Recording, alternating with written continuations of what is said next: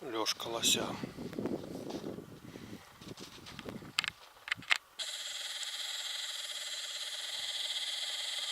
Тут он отпочивал, лежал, растаял снег. Лёшка довольно свежая. Еще нема.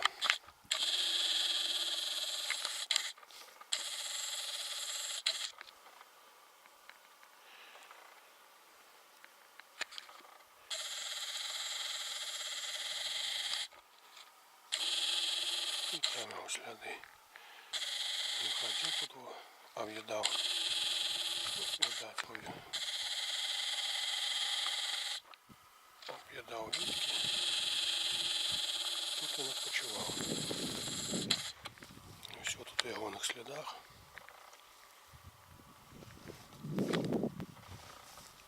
Махчима, и он тут ее снедя поблизу. Вот так выглядает лёжка лося. Вот тут его был він задниця ягона.